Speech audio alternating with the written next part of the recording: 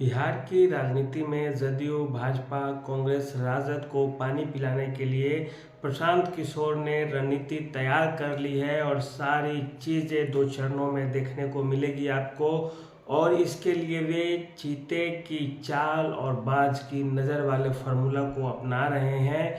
वे एक बड़े कैडर को तैयार कर रहे हैं और एक तरह से देखें तो पहला चरण उनका अब खत्म होने वाला है और दूसरे चरण में जैसे ही चुनाव बचेंगे, अंतिम 2-3 महीने में आप देखेंगे दूसरे चरण की शुरुआत होगी और तब आपको सारी चीज़ें समझ में आने लगेगी। और इसके लिए हम आपको यहाँ पे विस्तृत रूप से बताने जा रहे हैं कि आखिर कैसे ये रणनीति काम कर रही है और आगे क्या क्या होने जा रहा है। सबसे पहले हम बात करते हैं पहले चरण में, अर्थात बाज की नज़र का क्या मतलब है।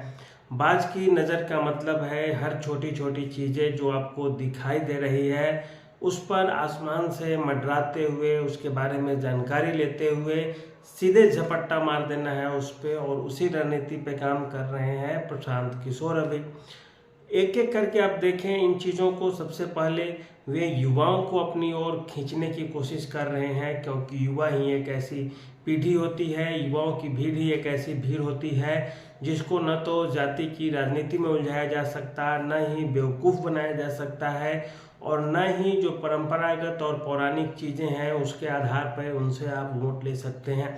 युवाओं की एक अलग मांग होती है, उनकी अलग सोच होती है, उनको एक अलग व्यवस्था चाहिए होता है। और इस कारण जो वर्तमान की व्यवस्थाएं हैं जदयू, भाजपा, राजद, कांग्रेस, ये चूंकि युवाओं की मांग को पूरा नहीं कर पा रही है, इसलिए तीसरे फ्रंट के रूप में प्रशांत किशोर अपने साथ नए उम्मीदों के साथ युवाओं को जोड़ने के लिए कोशिश कर रहे हैं। और आप देखें तो प्रशांत किशोर की पार्टी में 2 लाख वो लगभग यूट्यूबर्स को ट्रेनिंग दिए हैं। और ये जो 2 लाख यूट्यूबर्स हैं, जो क्रिएटर्स हैं, वो एक तरह से किसी दूसरी पार्टी के पक्षधर या किसी दूसरे नेता के पीछे पीछे चलने वाले नहीं हैं, बल्कि स्वतः रूप से अपने से वो जनसुराज की तरफ गए हैं और जनसुराज से उन्हें मदद मिल रही है, उन्हें ट्रेनिंग दी गई है, उनके खाने पीने की व्यवस्था की गई थी। और एक तरह से आप देखें तो इस 2 लाख वोट के लिए अब प्रशांत किशोर को किसी तरह की मेहनत करने की आवश्यकता नहीं है। बीपीएससी आंदोलन के समय प्रशांत किशोर जैसे ही अभ्यर्थियों के लिए अनशन करने लगते हैं, वे अभ्यर्थियों के हीरो बन जाते हैं। तमाम तरह के जो शिक्षक अभ्यर्थी हैं, शिक्षक बहाली वाले में जो लोग पीड़ित हैं, वे भी प्रशांत किशोर से अब थोड़ा प्रभावित हो गए हैं। तो रोजगार की बात की जाए या किसी अन्य तरह की बातें की जाए, पढ़ाई लिखाई से जुड़ी चीज़ें, प्रशांत किशोर का एक अपना अलग स्टैंड है और ये युवाओं के लिए फायदेमंद है। युवा उनके साथ जुड़ रहे हैं। दूसरी चीज़, प्रशांत किशोर तरह तरह के लोक लुभावने वादे कर रहे हैं, जैसे किसानों को सरकारी स्तर पे सरकार के तरफ से मजदूर मुहैया कराए जाएंगे। इससे किसान आकर्षित होंगे उनके तरफ, किसान उनको वोट देना पसंद करेंगे। महिलाओं के लिए लोन की व्यवस्था की जा रही है कि हम सस्ता लोन देंगे, 4% ही। उसके बाद वृद्धा पेंशन की बात की जाए तो उसको वो 2000 करने की बात कर रहे हैं। तो तमाम बुजुर्ग मतदाता है वो उनकी ओर आकर्षित होंगे, महिलाएं आकर्षित होंगी, युवा आकर्षित हो रहे हैं। इसके बाद और चीज़ों पे आप जब गौर करें तो देखेंगे कि जातीय जो समीकरण बनते हैं बिहार में, उसको आधार बना के भी देखा जाए तो प्रशांत किशोर बिहार में बिना किसी तरह के जातीय समीकरण बनाए तमाम तरह की जातियों के नेताओं को अपने अंदर ला रहे हैं। और एक प्रशांत किशोर की इसी बीच एक सबसे बड़ी जो उपलब्धि है वो कि आपको हम मुखिया का चुनाव लड़वाएंगे, आपसे सरपंच का चुनाव लड़वाएंगे, आपसे हम पंचायत समिति का चुनाव लड़वाएंगे। ऐसे कह के वो जो अपना कैडर बना रहे हैं पार्टी का, वो बड़ा ही मजबूत कैडर होता जा रहा है। धीरे धीरे ही सही, लेकिन बड़ी वो विकास कर जाएगा चुनाव आते आते, आप देखेंगे। और कोई भी पार्टी यदि उसका 15-20% ही वोट यदि उसके कैडर वोटर्स हो गए तो समझ यकीन मानिए कि उस पार्टी को जीतने से कोई नहीं रोक सकता।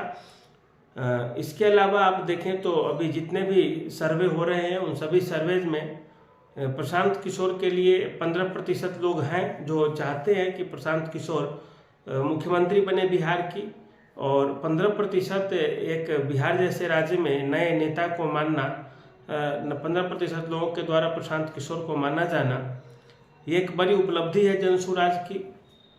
इसके अलावा बात करें तो जनसुराज वाले ये भी कह रहे हैं कि जो पार्टी के अध्यक्ष का जो पद होगा वो एक तरह से रोटेशनल सिस्टम पे चलेगा, रोटेशन होगी। आज पिछड़ी जाति से, कल अति पिछड़ी जाति से, उसके बाद दलित जाति से, उसके बाद सवर्ण जाति से, फिर अल्पसंख्यक से।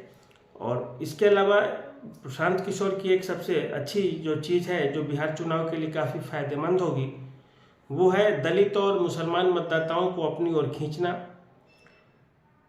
प्रशांत किशोर सीधे सीधे घोषणा करते हैं कि वे मुसलमानों को पार्टी का अध्यक्ष भी बनाएंगे 1 साल के लिए, वे दलित को भी बनाएंगे, अभी दलित ही हैं अध्यक्ष जो हैं जनसुराज के वो, और वे दलितों को भी प्रतिनिधित्व देंगे, मुसलमानों को देंगे। और सबसे बड़ी चीज़ जो मुसलमानों के लिए खुशखबरी है जनसुराज की ओर से, कि मुसलमानों की जितनी आबादी है उतनी विधानसभा की सीटें दी जाएंगी प्रशांत किशोर के द्वारा, और ये मुसलमान मतदाताओं को खींचने के लिए पर्याप्त होगा। एक सबसे बड़ा ये बयान के रूप में आ जाएगा विधानसभा चुनाव में। इसके बाद महिलाओं को लेकर के जो टॉप फैन फॉलोइंग लोग होते हैं, जैसे शिवदीप लांडे, जैसे आनंद मिश्रा, जैसे आने वाले समय में हो सकता है अक्षरा सिंह भी जनसुराज ज्वाइन करे। तो इस तरह से जो आकर्षित या जो चर्चित चेहरे हैं वो जनसुराज के अंग हो रहे हैं। दूसरी चीज़, जितने भी ज़्यादा लोग जो थोड़े पढ़े लिखे हैं, समझदार किस्म के हैं, वे सारे उसकी तरफ जुड़ते जा रहे हैं, उससे जुड़ते जा रहे हैं, उनसे राय विचार लिए जा रहे हैं जनसुराज की ओर से। इसके अलावा एक और जो सबसे बड़ी चीज़ है, और इसे आप एक उपलब्धि भी आप समझें जनसुराज का, कि जनसुराज अलग अलग एंगल से, अलग अलग चैनल के माध्यम से अपने कार्यकर्ताओं को जोड़ रहे हैं, उनकी सहभागिता बढ़ा रहे हैं। और जब टिकट का बंटवारा होगा तो यकीन मानिए आप भी जनसुराज वाले उस जाति के नेता को टिकट देंगे ही जिनकी संख्या वहाँ पे ज़्यादा होगी, प्लस उनके जो कैडर वोटर्स होंगे वो होंगे। और इस तरह से आप देखेंगे जनसुराज वाले बहुत ज़्यादा सीटों पे आपको जीतते हुए दिखाई भी देंगे। इसके अलावा ये सब तो रही बाज की जो नज़र बता रहे थे हम, वो कि जो वर्तमान में व्यवस्था चल रही है उसमें से कितने ज़्यादा निकाले जा सकते हैं निगेटिव पॉइंट।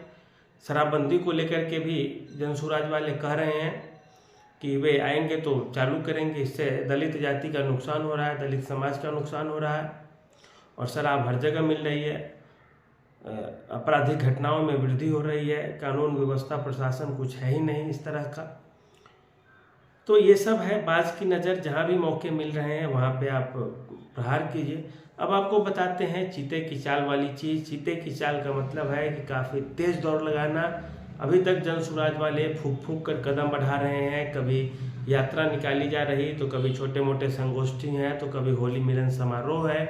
और आप यकीन मानिए कि जैसे ही चुनाव नज़दीक आने लगेंगे, इन तमाम तरह की चीज़ों को एक साथ साध करके जनसुराज वाले सड़कों पे प्रदर्शन करेंगे। कभी मुसलमानों के हित के लिए प्रदर्शन करेंगे, कभी दलितों के हित के लिए, कभी दलितों की आवाज़ बनेंगे जनसुराज वाले, तो कभी मुसलमानों की आवाज़ बनेंगे। और ऐसे में जो इनका कैडर होगा बड़े मजबूती से खड़ा हो जाएगा चुनाव आते आते। कोई संकोच नहीं है। निसंदेह प्रशांत किशोर एक बड़े रणनीतिकार हैं, उनकी रणनीति इसमें भी काम करेगी, बिहार चुनाव में भी दिखेगी। हर पार्टी को बेचैन करेंगे, वो बेचैनी बढ़ेगी। जदयू में, भाजपा में, राजद में, कांग्रेस में, लोजपा में, तमाम पार्टियों की बेचैनी बढ़ने वाली है। और जैसे ही चीते की चाल का मतलब है एक साथ जितने वादे किए हैं हमने उस पर फोकस करना, लोगों से मिलना जुलना। और इसी कड़ी में आप देखेंगे कई VIPs जो इस राज्य के चर्चित चेहरे हैं, जिन्हें टिकट दे दिया जाए तो वो कहीं से जीत सकते हैं।